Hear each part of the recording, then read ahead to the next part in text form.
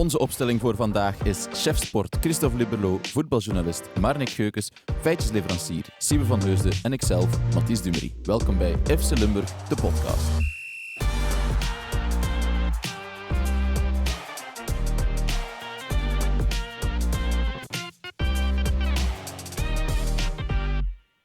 Marnik, jij hebt vandaag de echte ijsbreker mee.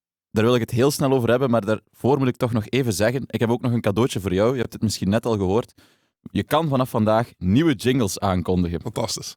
En deze zijn wel echt here to stay. We hebben nu op maat jingles laten maken voor deze podcast. Dus groot succes eigenlijk. Hè. Wat vinden jullie ervan? Geweldig.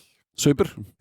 Op maat gemaakt. Stel me daar zo. We hebben, wat betekent dat precies? We hebben zelf al onze vibes mogen doorsturen, een moodboard en van die dingen. En dan kregen we dit terug. En toch blij met het resultaat. En ook meteen nieuwe visuals en al. We zitten in een nieuw jasje voor het nieuwe jaar. Super. Jingleman is gelukkig. De Jingleman is gelukkig. En de Jingleman heeft dus ook de echte ijsbreker van vandaag mee. Ja. Wij gaan toosten op het nieuwe jaar. Mannen, ik heb een Brit en ik goud bij. Dus mijn clubje wordt dit jaar 50 jaar. En we hebben ons eigen bier gebrouwen. Een van onze ex-spelers, Nico Zane, is een brouwer, heeft een brouwerijtje in Nederland. En laat ons degusteren op het nieuwe jaar. Proost op het nieuwe jaar. Drinken tijdens de werkuren. Het is nog lekker ook. Voilà. Ja, wel, meestal zelfgebrouwen dingen, dan denk je toch, oei, maar dit is echt lekker eigenlijk. En waar kunnen mensen deze proeven? Op de Geitenberg. Op de Geitenberg, in de kantine van Britannic. Ja, dus in het grote Kleinvorst. En het heet Britannic Goud. Goud, 50 jaar. Koninklijk, dus de K staat ervoor. We hebben de brief gehad over de koning. De koninklijke Britannic. Ja, absoluut. Maar we gingen het over goud hebben, dacht ik. Niet? Ja, inderdaad, het heet goud en dat brengt ons meteen bij de gouden schoen. Christophe, jij bent op het gala geweest, genoten van een 5-gangen diner daar? Nee, toch niet. Mensen denken dat dikwijls. Als je dan zegt van ik ga naar het gala van de Gouden Schoen, dan zien ze strakke maatpakken en veel glitter en glamour. Maar voor de aanwezige journalisten is dat toch net ietsje minder dan al die pracht en praal. Die kunnen beter naar de podcast komen. Nu, een puntje heb ik er wel gekregen. Nu, het ontvangst is daar goed. Hè. Ik ga daar niet slecht over spreken. Maar een 5-gangen diner niet. Nee, als pers zit je apart in een perszaal zelfs. Dus daar kan je dan het gala volgen op een tv-scherm. Dus je zit niet in de zaal. Daar zijn wel broodjes en soep. Ook lekker, hè? Ook heel lekker, zeker als het koud is. Maar ja, veel glitter en glamour komt er voor ons niet aan te pas. Achteraf kunnen we dan wel in de zaal na de verkiezing. En dan is het wel fijn dat je toch met heel veel mensen tegelijk kan spreken. Bij Simon Mignolet gestaan, bij Nordin Jakkers, bij Hans van Aken, bij Luc Hooibergs. Noem maar op, bij Sam Kerkhoff. Dus altijd Thomas Buffel. Dus die mensen kom je dan allemaal op één kleine ruimte tegen en dan is het wel fijn om wat bij te praten. Altijd handig voor journalisten, zo'n evenement waar iedereen dan is. Ja. Maar jij hebt je glitter in de kast gelaten. Ik heb gewoon een vest aangedaan. Ook en goed, dat volstond. Ik was niet zoals Mark Koeken, want die had zelfs gouden sneakers. Ik weet niet of je het gezien hebt. Ik heb het gezien, heel gepast voor de gouden schoen. Was gepast, inderdaad. Ik vroeg me af dan zo'n beetje van, moet ik dat nu chic vinden en van Mark Koeken doet wat hij wil of was dit Balthazar Boma? Of was dit Balthazar Boma, zo. En een beetje van de twee. Ja, ik denk het ook. Ik moest dan denken aan mijn vrouw die toen ik Air Jordans wilde kopen, dat die blik zei genoeg. Dus ik heb ze laten staan. Dat kan ik geloven. Dank u. Ja, de hoofdprijs die ging naar Ardon Yashari van Club Brugge. Ik neem aan dat jullie ook verrast waren. Half. Half verrast. Ja, het kon, maar het was niet verwacht. Nee, maar ik had vooraf wel zoiets van, die eerste ronde gaat wel heel eenduidig zijn naar hem en die tweede gaat wel wat meer verdeeld zijn. Ik had dat zelf ook op het moment dat, dus wij mogen dan ook stemmen. En dat gaat dus, voor alle duidelijkheid, dan in 2 stemrondes. En dat is ook, je stemt dan ook een keer in juni en een keer in december. En ik had toen ook zoiets, toen was het makkelijker. In Ja, zoiets van, Yashari. Die Die was echt goed, hè. Mm. En ja, Union werd kampioen, maar ja, Union is dan toch, en dat is dan misschien het cliché, maar is dan toch meer de club van het collectief.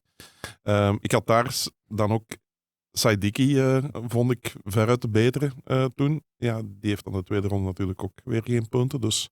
Ik denk dat bij Union inderdaad, dat is het enige valabele antwoord vind ik daarop, dat is dat ze zijn allemaal vertrokken eigenlijk. Hè.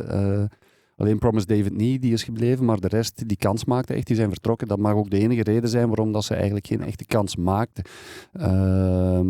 Maar ja, Shire is ook vertrokken en die maakte wel kansen. Dus, Ja, maar inderdaad, omdat die op dat moment er zo fel bovenuit stak. Ja. Hè? Want het is daarom ook wel Solis en Van Aken dan op 2 en 3.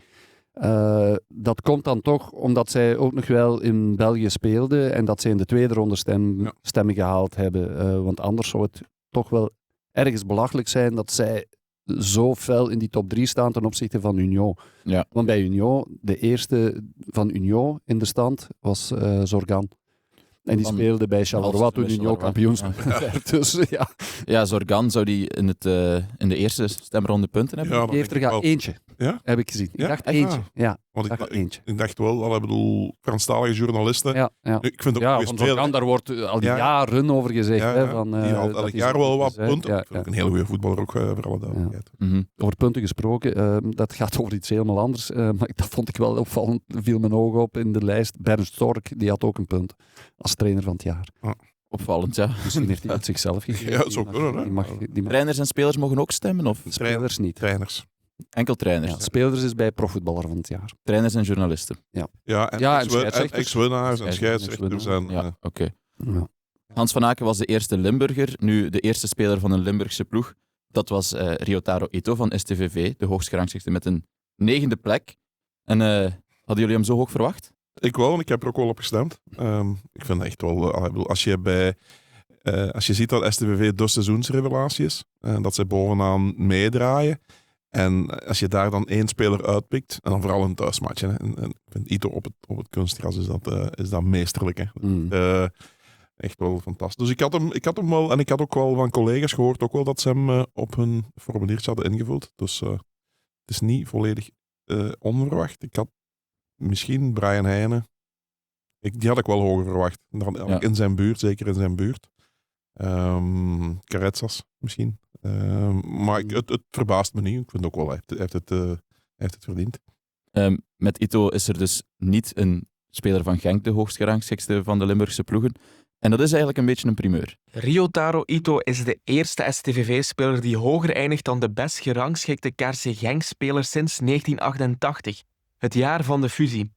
In dat jaar eindigde Mark Wilmots 25e met 3 punten en Jacques Kinambo 30e met 2 punten. Geen enkele Genk-speler haalde dat jaar de ranking. Opvallend toch, hè? Zeker. Zeker. En als we dan naar Winterslag en Waterschei kijken, heb je ook nog in 1968, geloof ik, heeft er een STVV-speler de gouden schoen gewonnen. Weten jullie wie? Lompelen. Hmm. Ja, dat zou... Het was een te makkelijke quizvraag voor kenners zoals jullie. Hè. Ja, daar moet je niet echt een kenner voor zijn, hè, van Limburgs voetbal. Nu, de hoogst gerangschikte Genk-speler was Tolu op basis van een half jaar, zoals Yassari eigenlijk. Hij werd 12e, terechte plek. Ja, op een half jaar zeker. Hè. Ik bedoel, vorig jaar... Maar het, is natuurlijk, het zegt veel over de heenronde van Genk nu, dat Tolu nog de eerste Genkenaar kan zijn. Hè.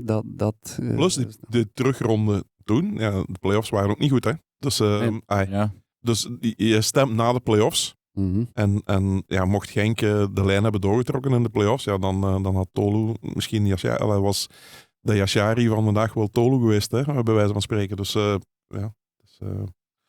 Dus het waren 2 stemrondes voor Genk, waarin ze niet goed als ploeg niet goed voor de dag zijn gekomen in dat half jaar. Dus dan verwacht je ook niet dat er iemand hoog eindigt. Nee. En je moet er ook niet flauw over doen. Er wordt gewoon vaker gestemd op Club Brugge, op Anderlecht, op die ploegen door nationale media. Dat is gewoon... Ja, dat blijkt vooral, denk ik, in de categorie van belofte van het jaar. Hè. Ja, daar wordt Caretsas niet belofte van het jaar, wel de kat. Kunnen jullie vinden in die dat vind ik wel een verrassing, omdat Caretsas toch toch over de 2 rondes... ik vind hem gewoon ook beter en meer opvallend op dit moment. Meer gespeeld, meer regelmaat, beslissender. Maar Ja, de Kat, je voelt dat al langer, Ja. die wordt echt gehyped. Hè? Nu, dat is een heel goede speler. Absoluut. En op die leeftijd echt heel belangrijk gaat die worden, normaal gezien, voor de toekomst van Belgisch voetbal zelfs. Want er zijn er zelfs die zeggen nu van, ja, moet hij mee naar het WK? Hè? Nu, misschien is dat een terechte vraag in mei. Hè? Dat kan zijn als die echt een fantastisch niveau blijft halen. Maar goed, dan nog te bekijken. Maar ja, hij wordt echt wel gehyped. Ja, maar die staat nu toch niet verder dan Brian Heijnen, hè? Nee, helemaal niet. Dan wordt het Helemaal helemaal... Nee, dat is waar. Ja, maar Heine en de nationale ploeg heb ik vaak genoeg, denk ik, aangehaald. Van dat hij zijn plaats daar zeker verdient. En zeker ook als er iemand bij Heine nu in de heenronde er echt kop en nek bovenuit stak, dan was hij het wel. En is het jammer dat zijn prestaties eigenlijk ondergesneed worden, gewoon door het feit dat Genk als ploeg niet goed voor de dag kwam. Maar de Kat, ja, die wordt zo gehyped. Ook tijdens de show heb ik dan op het tv-scherm met één oog ook gevolgd wat er allemaal aan bezig was. Want ik was druk aan het tikken dat het Solis zou winnen. En toen had ik nog een tweede stuk klaar dat Van Aken zou winnen. En toen de bekendmaking er was het Yashari, ben ik opnieuw kunnen beginnen. Maar dus wat ik wilde zeggen was dat ik Lukaku dan ook even zag. Vond ik ook vreemd dat die eigenlijk... beste buitenlandse Belg werd. Ja, want na een seizoen of een jaar vol blessures. Vol blessures en zo. Als je dan ziet wat Thibaut Courtois onder andere presteert bij Real Madrid, in een ploeg die helemaal niet draait. Wat Trossard toch ook doet bij Arsenal, waar hij intussen zijn vaste plek heeft. Dus dat vond ik ook wel vreemd. Maar Lukaku, die zei... Ik zag zoiets van... dat hij zei van... Ja, binnenkort kan je dan door de grote poort vertrekken zoals wij allemaal gedaan hebben. Zo, ja, is toch snel. Om dat nu al te zeggen, zo, we gaan nu de Kat toch nog niet zetten bij de grote iconen van Anderlecht. The year of the cat. Ja. The year of the cat. Wat ik ook opvallend vond, Sadiki stond in de stand van de Gouden Schoen hoger dan de Kat. Maar de Kat wordt belofte van het jaar, terwijl Sadiki die prijs eigenlijk ook nog zou kunnen winnen. Die is 21 jaar. Ja, maar dat wordt misschien... Dat is op een andere manier dat gestemd wordt, niet met stemrondes. Ja, dat is zo. Nou wel, nee, zal het. Dus dat is Een manier, want je moet toch 2 keer alles invullen. Ja, ik weet zelfs niet meer op wie dat ik gestemd heb. Nee, maar je moet toch 2 keer... Ja, dat weet ik niet meer. 2 keer al die categorieën invullen. Ja. Oei, je weet het niet meer, want ik ging eigenlijk net nog vragen, op wie hebben jullie gestemd? Weet jij nog je top 3 Nee. Maar ik zag dat Rozovski had 1 puntje. Dat is niet van mij. Dat was mijn volgende vraag. Patrick Rozovski, ik heb nu niet op hem gestemd. In juni weet ik echt niet meer. Zeker niet, hè? En nu was het... ik schaam me eigenlijk dat ik al moet nadenken, maar ik denk dat het Van Aken, Heine, Yamamoto was dat ik gestemd. Mogen alle collega's van de sportredactie stemmen? Nee. Alleen de voetbaljournalisten. Ja. Oké, en dus mij was het misschien van een collega dan? Denk ik Ito, Van Aken en Heine ook. Deze keer. Maar de zomer, dat is al heel lang geleden. Hè. Dat is waar. We zullen het voor volgende keer noteren, hè, dat we het nog weten. Dat is, dankjewel, dan kan ik dat wel vragen dan. Dus Patrick Rozovski die heeft 1 puntje gekregen en dat brengt ons eigenlijk bij de voorbereiding van KRC Genk die zonder Patrick Rozovski verliep, of toch deels zonder Patrick Rozovski. Jammer dat hij vertrekt voor Genk? Ik denk dat het gewoon... op het moment dat die kans zich aanbiedt voor hem, dat je hem niet kan tegenhouden, dat het eigenlijk voor alle partijen ook de beste oplossing is. Hè.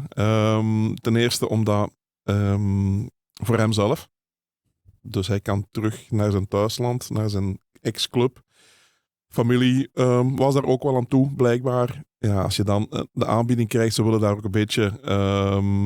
ze hebben daar een aantal spelers verkocht. Ze hebben daar een nieuwe coach ook van in september. Een beetje een nieuw verhaal ook starten. Dan ze hadden al een akkoord voor volgende zomer. Ja, dan vind ik het wel normaal dat hij nu al gaat. En ja, voor Genk, ze vangen nog 1 miljoen. Daar komt nog een redelijke som bij. Nog bijna de helft eventueel zelfs. En dat heeft te maken met een Europees ticket of niet voor Pulsen, heb ik me laten vertellen. Maar heel de details ken ik niet. Ja, dat is wel leuk voor een half jaar. En ten tweede is de beste positie van Rozovski is die van Heine. Dus die zat sowieso op de bank. Nee, maar Rozovski is tot nu toe uitgespeeld geweest als 6. Maar het is ook niet echt een 6 als je ja, ze zijn toch aan het zoeken naar het evenwicht in de ploeg. Je krijgt te veel goals tegen. De restdefensie is al een heel seizoen het probleem. Ja, dan denk ik dat het toch hij eventueel toch voor een breker zou gekozen hebben. Ja, een 10 is hij ook niet. Hij heeft hij ook al wel gespeeld, maar is ook niet zijn beste positie. Ik zeg, het is eigenlijk zijn beste positie is de 8. Dat is aan Brian Heijnen. En om dan nog een half jaar als backup te houden. Nee, dat lijkt me, het lijkt me gewoon een logische beslissing van iedereen. En als die gast die hier 6 jaar en een half alles gegeven heeft, ja, dan moet je die daar gunnen. Ja, hij was ook meteen kapitein bij de eerste oefenwedstrijd bij Pilsen. Ja, dat is ook leuk. Ja, dat wordt ook zijn rol daar. Dus, Ja. hij gaat daar... Ja, dat is de grote comeback hè, door de grote deur. Er wordt nog veel van hem verwacht. Hij is nog maar 33. Hij is ook topfit nog. Hè. Ik moet zeggen, het is een ongelofelijke prof. Ik was dan mee in Marbella. Hoe dat die tot op het laatste moment trainde. En hoe dat hij ook nog mannen begon nog aan het aanmoedigen was en zo. Echt chapeau. Wat heeft hij voor KRC Genk betekend? Jammer genoeg heeft hij maar 1 prijs gepakt. Hè. Dat is die beker dan nog op een lege hijzel. Want hij is gekomen vlak enkele maanden na de laatste titel in 2019. Het is de grote comeback kid. Hè. Dus hij is 3-4 keer afgeschreven geweest door coaches. Dat vond ik het knappe aan Brozovski, dat hij inderdaad elke keer weer opstond en echt ook, dan bleek ook dat hij van waarde was. Hè. Hij heeft belangrijke goals gemaakt. Hè. Ook. De volley zo, dat deed hij goed. Hè. Ja, alles. Hij heeft dat een paar keer ook vanuit de tweede lijn en zo. Het is iemand die eigenlijk iedereen constant onderschat. Mm-hmm. En die dan altijd en dan kopje onder wordt geduwd, maar die altijd zelf op eigen kracht boven water komt. Dus dat is wel... En ja, een voorbeeldprof bij, ik weet dat Nicky Haaien, dus ik stond erbij dan, stonden zo in de cirkel en Nicky Haaien en Dimitri André, bij het afscheid in Spanje. Ze bedankten hem dan en ze zeiden dan ook tegen de spelers, jongens, hou zijn telefoonnummer bij.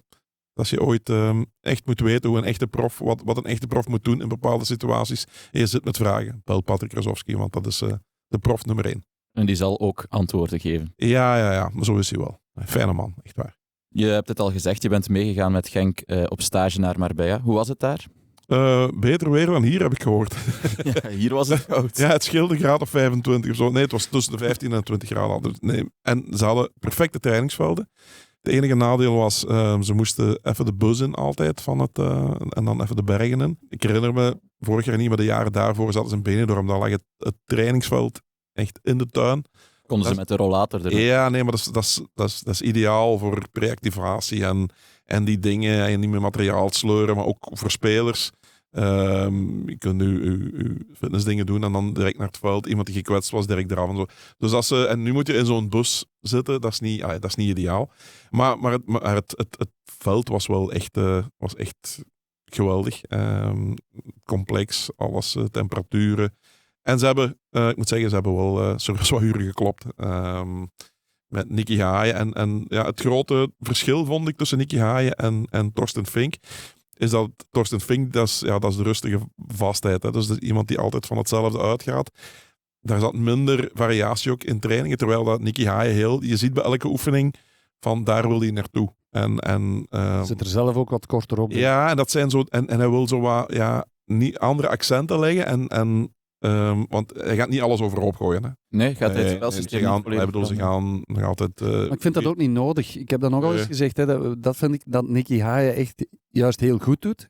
Hij kan door kleine accenten te leggen en dingen te veranderen, kan hij toch grote resultaten krijgen. Ja, en die accenten zijn van achteruit sneller opbouwen. Mm. Dus spelers ook die aanvallers challengen, uit een kot lokken en dan beginnen inspelen en dan vooruit en dat het sneller gaat.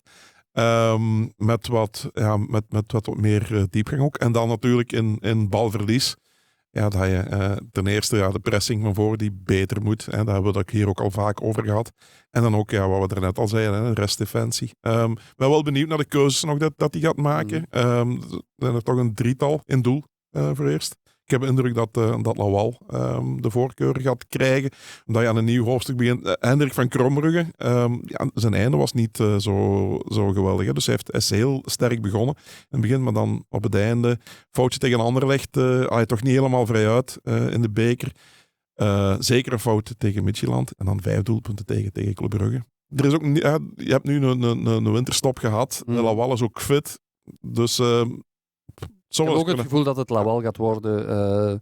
Want bij Club Brugge, Leko heeft daar ook voor Mignolet gekozen. Dus ik denk dat dit het moment is om echt een keuze te maken en daar aan vast te houden een periode. Trouwens, je vermeldde de match tegen Club Brugge. Ik denk, wat dat betreft, is het voor Nicky Haaien wel een heel leerrijke match geweest in eerste. Daar heeft hij een hele kerstvakantie op kunnen broeden van wat hij daaruit haalt. Ja. Al het positieve en al het negatieve zat in die ene match. Ja, ook al dat ze dan echt puur 2 gezichten. En het straffe was, een eerste oefenmatch die ze spelen, was precies hetzelfde.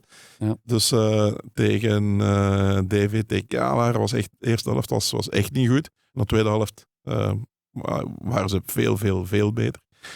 Maar om terug te komen op de 3 keuzes. Ik denk op de 6 zal je ook een keuze moeten maken. Dus Rozovski is weg. Wordt dan Zattelberger of Bangura. En ik denk dat op dit moment Zattelberger de voorkeur heeft. Omdat hij wil meer een voetballende 6. En de match die ze speelden dus tegen Puskás Academia heeft hij ook voor Zattelberger gekozen. Die op de einde op het terrein. Ik weet het niet, maar Is Bangura helemaal fit? Die is wel helemaal fit. Ja. Maar ik denk dat hij daar wat meer gaat switchen ook tussen de 2. Maar hij gebruikt de 6 ook heel veel in de opbouw. Dus dat zou dan Zattelberger een klein stapje voorgeven. Het ligt ook aan de match, denk ik, een beetje. Ja, zo bedoel, nu Waring. Hoeveel heb je een breker nodig of niet? Want de Bangura van voorheen, die is ook altijd in de ploeg zetten. Plus hij was sterk op stage. Hij heeft dan die eerste match gespeeld. Hij was daar een van de betere. Ja. Het is zo'n beetje zoals Sissako bij STVV ook. Hè? Wat die daar allemaal doet. Hè? Bangura heeft dat ook zo in zich. Langs de ene kant voetballen misschien iets minder. Maar met die uitschuifbare benen ook. En die balrecuperatie. Laat de rest dan maar voetballen, denk ik dan. Ja. En dan ik denk nog een heel belangrijke keuze wordt, de spits. Hè. Dus, daar kreeg Erabi nu verrassend de voorkeur in de oefenmatch. Ook omdat Mirisola, moet ik wel zeggen, Mirisola was ziek geweest op stage. Hij heeft maar 1 training gemist. Maar die zag er echt wel wat bleekjes uit. En bleek ook dat hij wel wat buikgriep symptomen had en zo. Dus, die was niet op volle kracht. En dat hij misschien terug wat meer gaat gebruiken, zoals Fink in het eerste jaar met Tolo, een beetje als supersub. En dat hij daar wat... dat die rol hem beter ligt, ik weet het niet. Maar het is wel boeiend nu natuurlijk. Hè. De eerste match zaterdag op Waregem. Welke keuzes gaat hij maken? We zullen zien. En het moet er meteen op zijn. Hè? Ja. Nog met mensen van Genk gesproken op de gouden schoenen. Ze zeggen zelf ook, hè, van er is geen ruimte meer om veel te laten liggen nu. Hè. Dus het wordt echt wel belangrijk om in Waregem, niet simpel in Waregem, maar het wordt echt wel belangrijk om die te winnen. Hè. En dan zijn ze misschien vertrokken en kunnen ze echt eens een reeks neerzetten, want dat wordt toch heel belangrijk nu. Er zijn nog 10 matches onder 6 of 7 zeker moeten winnen. Welk soort wedstrijd verwachten jullie in Waregem? Want het is toch iets anders dan de 10e in de Hongaarse competitie. Het zal niet makkelijk zijn. Het is ook wel een ploeg die ook heel verticaal speelt. Hè. Ik bedoel, echt een omschakeling, maar heel gevaarlijk. Hè. Ze hebben daar een aanspeelpunt van voor een beer staan. En dan heel veel lopende mensen er rond. Ik vond ze hier ook al wel goed. Het is echt dan wel een fris spelende ploeg. Dus, nu ze gaan waarschijnlijk wel een van de beste spelers missen, ook een Nadi, die ook op de Afrika Cup zit met Nigeria. Wil ook al iets zeggen als je in de kern van Nigeria zit. Als nummer 6, dan daar staan nog wel wat andere beren klaar, hè, om je plaats in te nemen. Dus nee, het is boeiend, hè. Ik denk vooral ook dat heel belangrijk wordt. En ik denk ook wel dat Nicky Haaien daar fel op gewerkt heeft van hoe dat ze een match kunnen beheersen en lezen en uitspelen. Nu, dat is moeilijk om te trainen. Hè. Dat zit vooral in het kopje ook. En dat is iets wat je moet voelen als ploeg ook, denk ik, op het moment zelf. Wat doe je wanneer en op welke manier? Niet iedereen is mee. Of op dit moment. Niet iedereen is mee op dit moment bij Genk. Ik bedoel, als ik zo op de stage zag, dat vlak hetgeen wat hij wil haaien. Je ziet dan als spelers Je hebt sommige spelers die direct die knop omdraaien en weten van ja. En dan heb je er echt die staan te kijken en die bij bepaalde oefeningen ook altijd zo één plaatje Waarom achteruit. doen we dit? Ja, en nee, één plaatje achteruit schuiven. Zo, hè. Ja. Want, Om even te wachten. gaat jij maar eerst. Ja. Een herkenbaar moment. Gaat jij maar eerst. Dat heb ik een enkele keer gezien. Zo iemand die zo'n beetje is dat rond en dan zo lichtjes achteruit schuift en dan zegt van, nee, doe maar. Ik heb ook gehoord van dat inderdaad op mentaal vlak dat sommige spelers het niet makkelijk hebben. En ja, dat is niet helemaal vreemd. Ten eerste omwille van de heenronde die achter de rug is. En ten tweede ook omdat we nog altijd in de transferperiode zitten. Hè. Ja. Want het liep niet goed. En bepaalde spelers zeggen dan, en toch speel ik niet veel. Hoe komt dat dan? Hè? En moet ik nu vertrekken of niet? Dus dat hangt daar toch altijd ergens tot eind januari. En we zitten in de transferperiode. Er zijn op het moment van deze opname nog geen nieuwkomers. Mogen we die nog verwachten? Bij STVV wel, hè? Daar hebben we Bij nu Genk, Japan. nu, Shinkawa. Bij Genk. Maar STVV komt zo dadelijk. Bij Genk. Ik denk na Rozovski, Elouadi. Ja, als daar een goed bod van komt, Premier League, ja, dan gaan die weg. Ja, maar dan gaat er wel iemand moeten bijkomen ook, denk ik. Maar alleen in Cuba ga je het niet redden. Hè. Dus daar is wel wat werk. Ik heb heel lui journalistiek werk gedaan. Ik heb Transfermarkt geopend en de geruchten gelezen. En? Griffin Yo van Westerlo. Ja, maar waar is dat opgesteld? Ik bedoel, transfermarkt.be. Ja, kijk. Ja, het zal wel zijn. Ik weet het niet. Die zal ook teruggaan, denk ik. Wordt ook gezegd, maar ja, maakt niet uit. Jo. Het is net iets te ongegronde journalistiek, dit. Markt gaan. Ik bedoel, op dit moment... Als jij er niks van gehoord hebt... Nee, op dit moment beweegt er concreet niks, maar dat kan dus op 1 minuut veranderen. Hè. Dat gaat echt heel snel. Hè. In transfer. Ik heb het al heel vaak meegemaakt. Zelfs in de laatste week... de laatste minuten zelfs. Ja, nee, maar dat je dan even met de indruk omdat je aan het babbelen bent, dat hij zegt van, nee, het gaat wel rustig blijven. En in één keer pats. En dan ben je natuurlijk, dan blijf je die kleine Belgische club die, als er zo'n bod komt, 1, een speler niet kan tegenhouden en 2, ook zelf zaken geld doen. niet kan weigeren. Ja. Kijk naar onze laatste aflevering in een transferperiode. Die was na een uur al gedateerd met het hele O-fiasco. Ja, dat is zo. Dus je kan het gewoon eigenlijk niet voorspellen. Het is wel grappig dat Stuttgart, hè, die ook geïnteresseerd zijn in een Loadi. Ja. Dat ik dan pas maar op voor de medische test. Want met zijn schouder. Ja, je weet nooit. Nee. Eén iets weten we wel al zeker. Ooyen die is wel al vertrokken naar Heerenveen. Goeie stap voor hem? Ja, zeker. Hij heeft de laatste maanden was hij op niveau aan het komen bij Jong Genk. Wel wat goals ook en zo. Dus dat is dan de volgende stap. Hè. Ik denk Hollandse competitie als buitenspeler, een beetje tussen de linies. Hij is ingevallen. Heeft niet zo heel veel kunnen doen met de invalbeurt, maar ze hebben wel een punt gepakt nadat hij is ingevallen. Dus tegen Feyenoord. Oké, laten we hopen. Het is ergens logisch, maar langs de andere kant is het ook jammer hè, dat iemand van Limburg dat hij... Maar je kan niet blijven hopen en je kent zijn geschiedenis niet. Iedereen komt heel sterk terug van 2 kruisbandblessures. Laten we hopen voor hem van wel. Ik vond hem echt wel terug op niveau komen. Als hij dit nu kan doortrekken bij Heerenveen.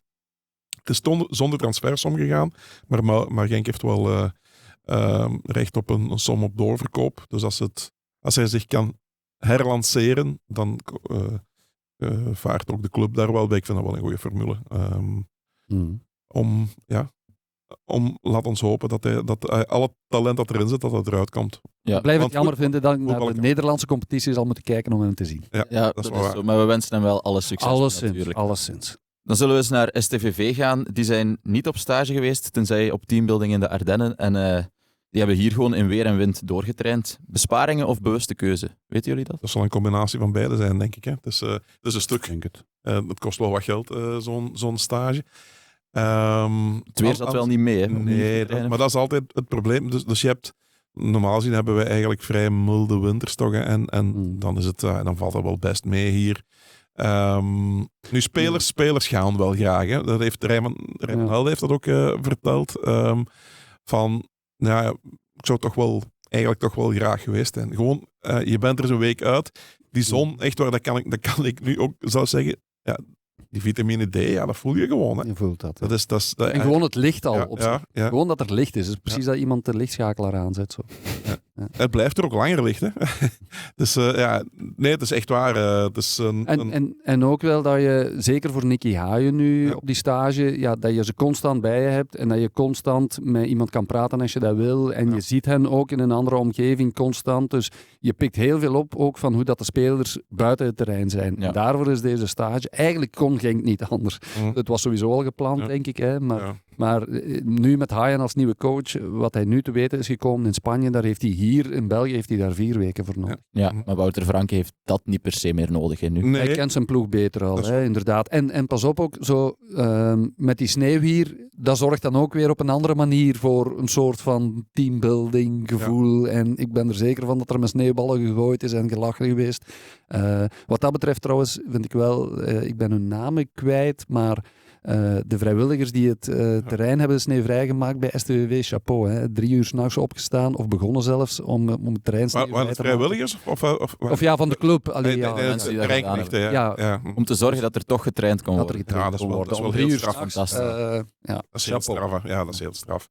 Dus, nu, ik denk ook wel, ze hebben wel getraind. Hè. Het is niet dat ze helemaal niks hebben kunnen doen. En alles is ook wel vrij goed. Alles loopt vrij goed. En ik denk ook... Het is toch een heel andere situatie bij Sint-Truiden dan bij Genk. Als dat zo'n beetje loopt, dan ga je toch automatisch iets meer door op hetgeen waarmee je bezig bent. Terwijl daar met een nieuwe trainer er toch een hele andere omslag is gekomen. En dat je dan toch iets meer nog trainingstijd nodig hebt. Want ze hebben er ook wel heel lang getraind, moet ik zeggen. Het waren echt heel lange dagen. En ik denk ook dat bij STVV heb je met de vele Japanners en zo, die zijn er ook op uitgetrokken. Dus als die terugkomen, dat het daarom niet slecht is om dan hier bij STVV gewoon in Sint-Truiden te trainen. Dus dat betreft is het ook niet zo slecht, denk ik. Wat ze bij Union bijvoorbeeld ook zeiden, van, die zijn dus ook niet weg geweest. Dus dat het voordeel van het nadeel is dat je niet meer terug moet omschakelen. Naar het weer. Nu, dat valt nu ook wel mee, omdat nu deze week een stuk warm is. Maar mocht het hier nu nog altijd -5 of -4, -5 zijn overdag, dan is het wel schrikken als je van Spanje komt. En als je dan in de koude match moet gaan spelen, dat is nog helemaal anders. Ook in Sint-Truiden zijn er natuurlijk transfergeruchten. Het laatste dat ik heb gelezen was Ferrari op weg naar de uitgang en Oumar Diouf van Luik op weg zou in zijn plaats komen dan. Wat weten jullie daarvan? Ferrari naar de uitgang nog niet echt, denk ik. Maar wel zo van op het moment dat daar iemand voor is. Ja, hij mag weg. Ja, nee, maar Gotto is eerste keuze. Hè. Je kan dus, dat is weer het verhaal van hou maar eens iemand tegen die, waarvoor je 1 een goed bod krijgt, 2 die ook zelf wil gaan en 3 waarvan je weet dat hij de backup is op dit moment voor iemand. Terwijl ik denk wel dat Wouter Franke wel Ferrari heel graag zou houden, want hij valt altijd goed. Ja. Dat is iemand die heel positief is. Die wil je als verdediger niet zien komen. Nee. Als die klaar staat. En ook de goede klik die er is tussen Gotto en Ferrari. Herinner je het doelpunt, want Ferrari dat Gotto met hem vierde en zo. Dus het zit goed in die kern. Hè. En als er dan een andere spits komt, en die is wat, spitsen zijn speciale jongens, en die is wat individualistischer. En ik bedoel, je zit nu eigenlijk met het perfecte plaatje als coach. Dus ik denk voor Wouter Franke mag het morgen 1 februari zijn, denk ik. Hè.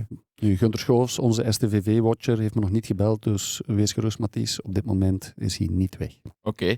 Is de komst van Shion Shinkawa van Sagan Tosu wel al zeker? De aanvallende middenvelder? Ja. Die is bevestigd, volledig. Ja, die heeft zijn medische testen afgelegd en zo. Ik denk niet dat het officieel al bekendgemaakt is. Maar als die jongen hier is en medische testen aflegt, dat gaat anders dan in Stuttgart. Dus dan gaat dat wel goed komen. Nu, ik ken hem ook niet. Hè. Ik heb alleen gelezen van hoe het in elkaar zit. Heeft zo wat Ito-vibes als je het leest. Ja, en Tomiyasu bijvoorbeeld, die kwam ook uit de tweede klasse. Hè?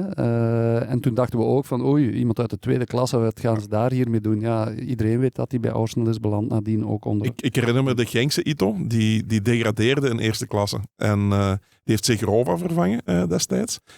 En Segrova, die wou uiteindelijk niet meer blijven. En iedereen zei van, ja, wat gaan ze nu als vervanger halen daar? Iemand die gedegradeerd is. En een half jaar later was geen kampioen. Hè. Ik denk, kwam Matsuzawa niet ook uit tweede klas? Ja. Dus ja, en dat is toch ook... Ja, dus, maar ik bedoel... Dus 18 ook nog maar, hè. Dus, plus ja, de voorkennis die ze hebben en de kennis van de Japanse markt die ze hebben, dat hoort je ook overal in het voetbal. Ja, als STVV iemand haalt in Japan, ja, dan heeft hij iets speciaals. Daar mag je absoluut zeker van zijn. Dus ze kennen het daar zo goed en ze hebben daar ook een voorsprong op andere clubs, omdat je hier ten eerste met een Japanse eigenaar zit, maar ten tweede ook met veel Japanse spelers. Mannen zijn ook knapper geneigd om naar STVV te komen, natuurlijk. Ik bedoel, je weet dat de stap, heel grote stap die je moet zetten, dat die iets vergemakkelijkt wordt door het milieu waarin je terechtkomt.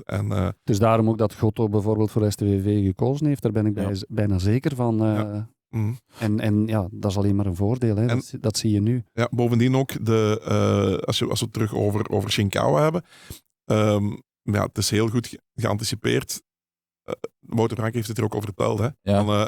Ja. Je weet dat Ito zijn contract afloopt en dat de kans bijna onbestaand is dat hij volgend seizoen nog in Sint-Truiden speelt. Ja, dan geef je iemand een half jaar de tijd om in te lopen. Hè? Dus anticiperen op de zomer zoals zeer goed. Dat is iets wat, als je bijvoorbeeld ik heb er van dichtbij gevolgd, de rechtsachters van Genk, hoe dat die elke keer kwamen, een half jaar werden voorbereid en dan begon te knallen. Hè. Dat ging dus Melen en Munoz en Alouadi, die hebben eerst even de tijd gehad om erin te komen. En dan, als je een half jaar ergens bent, dus ik vind dat echt heel goed, een heel goede transfer. Gezien alleen, die jongen moet het natuurlijk nog allemaal waarmaken. Hè. Dus, dat is zeker zo, maar eigenlijk mag het ook wel eens gezegd worden dat de Japanse bestuurstop bij STVV, dat die eigenlijk goed werk geleverd hebben. Hè? Want we hebben in het verleden heel vaak gezegd, en toen ook terecht vond ik, van dat het allemaal dikwijls lang duurde en dat de ploeg nog helemaal niet voluit kon gaan of nog niet... dat de transfers te laat kwamen in de voorbereiding en zo. Dat was vorig jaar ook, en ze hebben daar een lessen uit getrokken. Hè? Hebben we vaak kritiek op geuit. Ja, dan vind ik ook dat het nu op zijn plaats is om te zeggen van, dat ze knap werk geleverd hebben. Want natuurlijk is het Wouter Franke. En we zeggen altijd hoe goed dat Wouter Franke het doet. En het ligt natuurlijk ook aan de coach. En hij is de eerste die ervoor zorgt dat STVV zo'n knappe heenronde heeft gespeeld. Maar hij kan dat natuurlijk ook alleen met de spelers die hij krijgt. En op dat vlak moeten we nu vaststellen dat STVV eigenlijk kwalitatief veel sterker staat dan iedereen dacht. Ja, ook Wouter Franke kan van ezels geen koerspaarden maken. Hè? Zo is dat. Maar als je nog ziet, ook voor de rest van die kern, die zit gewoon ook heel evenwichtig in elkaar. En dat is ook niet te groot. Hè? Hij is niet te klein. Natuurlijk mag je dan niet te veel blessures krijgen. En op dit moment ook nog geen vertrekkers. Nee. Dus, Rijn van Helden, is er ook wat interesse, lezen we nu. Nog vaag zo, hè? Ja. Franse en Scandinavische interesse. Nu, die zal er wel voor elke speler zijn, denk ik, op een of andere manier. Maar goed. Ik zou in ieder geval blijven. Weet je, als speler zelf vind ik een wintertransfer... Dat is moeilijk. Verschrikkelijk moeilijk. Naar Scandinavië, en als dat is naar Noorden, zo, savannig, want daar begint een nieuw seizoen. Maar als je ergens halfwege seizoen moet komen en er is geen trainerswissel of zo, dus dan moet je dus een speler er gaan uitspelen. Ja, of het ligt eraan. Hè. Ofwel moet hij gehaald worden omdat iemand een zware blessure heeft opgelopen of zo. Dan is het ook nog een beetje anders, maar het is sowieso moeilijker. En zeker nu nog, hè, want als je bijvoorbeeld... Je hebt geen 6 weken, maar 1 week. Hè, Ja, want ik wilde zeggen, bijvoorbeeld ook als je nu mee op stage was kunnen gaan met een ploeg of zo, dan is dat ook nog anders. Maar als je daar inderdaad 2 dagen voordat de competitie opnieuw begint moet aankomen... is niet makkelijk. En ook, waarom zou je als Van Helden zijnde naar Scandinavië gaan als je dit seizoen aan het spelen bent met Sint-Truiden? Dat zal aan de centen liggen dan ook voor een stuk zeker, als dat zo is. Als dat dan daar maal 3 is, ik zeg maar iets. Wat zou jij doen, Mathies? Ik zou... Morgen uw loon maal 3. Ja. En ik ga geen namen noemen van concurrentie. Op dit moment werk ik hier. En de rest is voor mijn makelaar. Goed zo, Goed zo. Ito dan, zou die nog vertrekken in januari? Dat is toch degene waar dan het meest interesse voor moet zijn, toch? Dus dat is ook weer, als daar een onhoudbaar bod komt en dat is interessant voor de speler zelf, dan gaat hij hoor. Ja. Maar ik denk wel, als het ietsje beter is, zo financieel, dat het niet zo heel veel scheelt. Als het en maar dat, iets beter is. Als het maar iets beter. En dat de sportieve uitdaging ook niet navenant is, dan denk ik wel dat hij blijft. Ja. Hij gaat niet zomaar vertrekken. Maar Nee, daar hebben ze ook wel gezegd bij STV. Het is niet dat ze daar nog... we kunnen daar nog een paar €100.000 op hebben die we anders niet hebben. Nee. in deze situatie... In deze situatie, we gaan wel vol voor... belangrijk. Ja, natuurlijk. Je moet ook wel... Uiteindelijk speel je ook wel om zo hoog mogelijk te eindigen. En als je nu echt zo vast in die top zit en je gaat zeker play-off 1 spelen, dan komt Europa kijken. En als je voor Europese poelen kan plaatsen, jongens, dan gaan we tussen de 5 en de 10 miljoen. Hè. Dus, Dan krijg je veel meer geld dan je voor Ito zou krijgen. Tuurlijk. Over het middenveld gesproken, daar heb je ook nog Abdoulaye Sissako, hij is al genoemd vandaag. Die heeft deze winter een kleine ingreep aan de knie gehad en die werkt keihard om zondag om op tijd terug te zijn voor zondag tegen Leuven. Sterker nog, de anderen van de ploeg hadden 2 dagen vrij en Sissako stond alleen op het trainingsveld. Goed dat hij dat doet, want ze gaan hem nodig hebben. Hè? Hij is heel belangrijk voor het evenwicht in de ploeg. Dus, Ik zou toch opletten met te vroeg te beginnen. Ja. Beter een weekje uitstellen en helemaal fit zijn. Nu, ik denk ook niet dat ze risico's gaan nemen. nee, het zal allemaal wel een samenspraak zijn met de Sowieso, medestaf, hè. sowieso. Maar hij is heel belangrijk geweest, hè, het voorbij. Maar je kan niks forceren. Hè. Dus in het voetbal... En alles wordt nu zo goed gemonitord. Ik bedoel, het is Ze gaan geen risico's nemen. Nee, die gaan geen gekke dingen doen. Maar het is wel knap. Het zegt wel veel over zijn instelling. Dat hij zegt van, ik ga er wel alles aan doen. Nu, net als bij Genk zal het voor STVV ook belangrijk zijn om meteen goed te starten. Hè? Want Die lijn het is een doortrekken. cliché, maar wat voorbij is voorbij. Hè? Ja. Dus ze moeten er meteen weer staan om dat vertrouwen gewoon te behouden. En ik heb er ook alle vertrouwen wel in dat zal gebeuren. Ja, wat verwachten jullie van die wedstrijd tegen OHL, nu zondag? Ja, je moet die winnen. Ik denk wel dat het mooie is om te beginnen. Want Het is ook van moeten. Hè. Als je kijkt naar Leuven dit jaar, als je STVV zijnde met wat ze nu gepresteerd hebben, moeten ze gewoon winnen. Ook al is het Gent. Het is thuis, hè. Is thuis. Thuis. Ja. Oké, goed dat je zegt, want Ja. ik doe die match. Dat je niet naar het verkeerde stadion Nee, rijdt. ik heb nogal eens onderweg gekeken. Dan was het nu uit of thuis. En heb je al eens aan het verkeerde stadion gestaan, of niet? Nee. Zo Gelukkig. erg is het niet, Matthijs. Dan zullen we... Ik ben wel goed bezig, hè, dus ik weet niet meer op wie ik stem. Ik bereid me zo goed voor dat ik niet weet naar waar ik moet rijden. Nog een klein beetje kerstvakantie. Ja. Het moet er nog allemaal wat uit. Ik zou zeggen, Nog is er al. een ik zou zeggen, Kristal. Ik denk dat dat komt door die Britannic Gouden hier. Ik was juist zeggen, drink dan nog eens. Ja, het is vroeg dag voor een pintje zo op een dinsdag. Hoeveel procent is dat maar? 6. Maar oké. vroeg dag, dus 11 uur mag het, hè. Ja, dan mag het. Dus het is 2 winteruur. cijfers op de klok. Het is winteruur, hè. Ja, voilà. We gaan naar 1B gaan, maar ik denk dat... Jingle Exact, daar doelde ik op. Jingle bell. Hè? Goed, bij Lommel gaven ze aan dat ze niet de nood hebben om spelers te verkopen of te verhuren deze winter. Dus de Citygroep, die hebben geld genoeg zeker. Ja, Lommel past daar. Je mag Lommel nooit apart zien, hè, als club. Dus je Ja. hebt daar de volledige puzzel die zij altijd leggen van hun intussen 11 clubs. Hoeveel zijn er? 10 of 11? 12? Geen idee. Nee, het zijn er in ieder geval genoeg, ja. En ja, zij leggen daar een puzzel. Spelers die ergens helemaal niet aan de bak komen, ja, die vertrekken dan wel. En die worden dan doorgeschoven. Als er eens een ploeg is met ambitie en die het heel goed doet. En die komen nog op 1 plaats iets te kort. Waarbij je bij een ploeg die lager in hun systeem staat, die het daar heel goed doet, ja, dan zou die wel eens kunnen doorgaan. Dus je mag het in het geval van Lommel nooit op Lommel alleen zien. Ja. Je moet eigenlijk het grotere plaatje. En Maar, City heeft- en ze hebben tegelijkertijd doen ze het zo. Ze zijn heel goed geëindigd aan 2025. Er is ook geen reden om daar iets anders te doen nu. Dus op het moment het draait goed en als er van de rest van de groep geen behoefte is om iemand weg te halen of iemand bij te zetten, ja, dan zou ik niet weten waarom je niet gewoon doorgaat. Hè. Nee, dat is waar. En je zegt, Matthijs, van de Citygroep heeft geld genoeg, maar het is niet zo dat die zomaar zeggen tegen Lommel, hier heb je 10 miljoen, zoek het maar uit. Zo werkt het daar ook niet. Dus daar wordt wel... Ja, en zij zoeken het zelf uit. Hè. Dus Ja, zij doen het zoeken zelf. het voor Lommel uit. Ja, zij zoeken het uit. Hè. Dus Lommel zal daar wel inspraak hebben, daar niet van. Maar ze zullen toch moeten luisteren naar wat de Citygroep Ik zeg het, wil. het is het complete beeld van de groepen. Ja. Lommel speelt deze vrijdag de eerste Limburgse derby van dit jaar tussen Lommel en Jong Genk. Wat verwachten we van die wedstrijd? Ja, dat zal een lastige worden voor Jong Genk, hè, denk ik. Ik denk dat Lommel wel favorieten zijn. Dat ze zeker Ooienweg, scoren. zoals we al zeiden. Ja. Ooienweg, ook andere spelers van Jong Genk die misschien naar de A-kern gaan, of dat niet? De Wannemaker misschien. Eerste begin van... Het evolueert zo'n beetje hetgeen dat ik daarvan hoor. Dus helemaal in het begin was het wel, nee, het kan nog wel een beetje te vroeg zijn. En vooral de inschatting die zij moeten maken dan bij Genk is bij iemand van Jong Genk. Niet alleen van is die klaar om door te schuiven, maar is het voor zijn persoonlijke ontwikkeling Hoeveel beter? kan die spelen? Ja, niet beter dat hij blijft spelen elke week bij Jong Genk?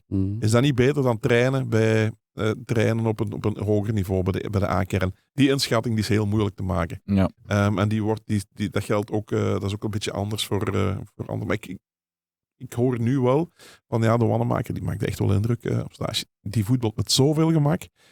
Dat is echt een straffe. Dat is echt een straffe. Dat is niet de man die gaat geen 4 man dribbelen. Maar die doet ook amper een bal kwijt. Maar die zijn controles die zijn zo goed. En zijn balbehandeling, dat die wint gewoon elke keer een seconde. Dus die bal ligt altijd, als hij niet in één tijd speelt, dan maakt hij nog tijd voor zichzelf.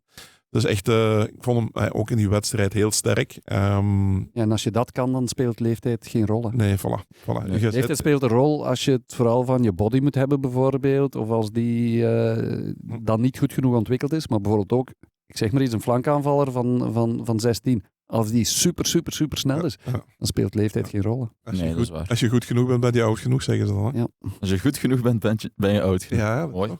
Nee, maar er zijn er nog. Kenan Haroun was ook goed op stage. Dat is echt waar. Die heeft ook een kruisbandblessure gehad. En die heeft zijn tijd heel goed gebruikt. Die is heel... bovenlichaam is echt serieus ontwikkeld. Sterke jongen geworden. Heeft die ongelooflijk gemakkelijke trap. Dus die een pas van 50, 60 meter. Ook trap op doel. Ook nu weer. Heeft zo al een paar straffe goal gemaakt. Ook destijds in de Youth League en zo. Nu ook weer bijna gescoord. En dat is ook wel iemand die er wat korter bij is. Voor de rest denk ik niet dat er... Biboet heb je natuurlijk. Hij scoorde. En ja, hij heeft een uniek profiel. Hè. Hij is echt wel heel sterk met de kop. Grote jongen. Ballen afleggen met de borst. Maar dat is nog niet voor dit jaar. Ik weet het niet. Bij Biboet is het nu dat hij sowieso al in de A-kern zit. Hè. Dus maar die traint meestal met Jong Genk en speelt met Jong Genk. Af en toe traint hij eens met de A-kern. Europese matchen zit hij ook bij de A-ploeg op de bank. Ik weet niet of hij gaat doorschuiven. Ik zeg, hij zit daar met Arabi nog, met Mirisola, met O. Hij heeft wel een heel specifiek profiel. Ja, het is gewoon, ze zijn het nu aan het evalueren. Het is gewoon wat Nicky Haaien ziet. Weet je, trainers zien soms ook wel echt iets in iemand. En wat iemand anders soms niet ziet. En vaak lukt dat ook, omdat zij denken in hun manier van spelen. In mijn manier van spelen is dat belangrijk. En dan komen er kansen voor die Dan komen er kansen voor die jongmannen. Maar, of niet. Maar ik denk... inderdaad. Nu, ik moet zeggen, Jong Genk, in principe moeten die ook altijd een betere tweede seizoen zelf spelen dan een eerste. Gewoon omdat die jongens... Dat ze ouder worden. Ja, die zijn gewoon een half jaar ouder. Ja, maar als je 15 en 16 bent... Groot verschil. Dat is iets anders dan iemand van 24 die 24,5 wordt. Ja. Hè. Iemand van... Het percentage dat hij ouder is groter. Ja, dus op een half jaar. Maar Lommel heeft zoveel... Lommel is wel heel goed geëindigd. Vooral aanvallend. Scoren heel makkelijk. En een nieuwe coach bij Jong Genk, hè? Ja. Igor de Camargo. Ook nog. Dus ik vind het wel een goede keuze. Kijken, die wedstrijd. Ik vind het echt een goede keuze. Ex-speler van Genk, zo. Jawel. Weet hoe het Fijne daar werkt. kerel. Kent het allemaal. Ja. Dus En toch ook als trainer wel al wat watertjes doorzwommen. goede keuze. Patro IJzen, die ontvangen zaterdag KV Kortrijk. Zal dat met of zonder Raja Nainggolan zijn? Laat ons hopen met... Raja erbij bij het Zou Stijnen. top zijn, hè? Ja. Ik ga er wel vanuit dat dat rondkomt. Dat is mijn gevoel. Maar ja, dat is ook nergens op gebaseerd. Maar meestal als het zoiets is, waarbij de speler ook zelf zegt van ik wil wel, dan komt het er ook meestal van. Ik denk Raja, als die nu bij Lokeren moet blijven, Dan heb je er niet zo heel veel. ik denk een sigaretje meer dan. Ja. Stijn Stijnen en Raja Nainggolan bij dezelfde werkgever. Ja, Dat mooi. gaat vonken geven, toch? Maar het feit dat Stijnen hem wil, zegt ook wel veel over Stijnen. Ik snap dat ook wel. Ja, dus iemand die... ook een winnaar. Want je kan van Nainggolan zeggen wat je wil. En zijn levensstijl is niet altijd die van de superprof. En dat zegt hij zelf, dat geeft hij zelf ook grif toe. Maar één keer op het veld, dan gaat hij er wel voor. Ja. En hij heeft natuurlijk ik weet wel niet, als je zo middenveld met en Nainggolan en Peters, dan gaan er wel twee. Van Nainggolan wordt dikwijls gezegd dat is de brute aanjager die er altijd stevig in vliegt. Ja, dat wordt gewoon gezegd omdat hij er zo uitziet. Hè. Ja. Omdat hij een tattoo heeft in zijn nek en helemaal vol staat, wordt hij gezegd van ja, die speelt ook zo. Maar eigenlijk is dat niet zo. Hè. Die is gewoon, die schuwt de duels niet, dat klopt.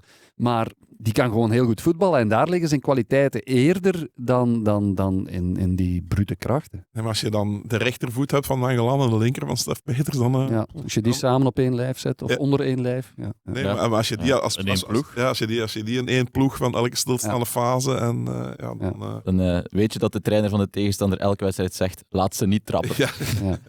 Maar want dat werkt niet. Hè. Hij geeft niet te veel recht.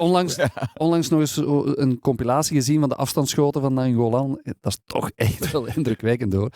Ik was er door verrast. Ik wist wel dat hij een flinke pegel had, maar als je ze zo allemaal op een rij nog eens ziet, er zat er echt bij van ongelooflijk. Fantastische rechtervoet. Het is een reden te meer om nog meer naar Patro te gaan kijken.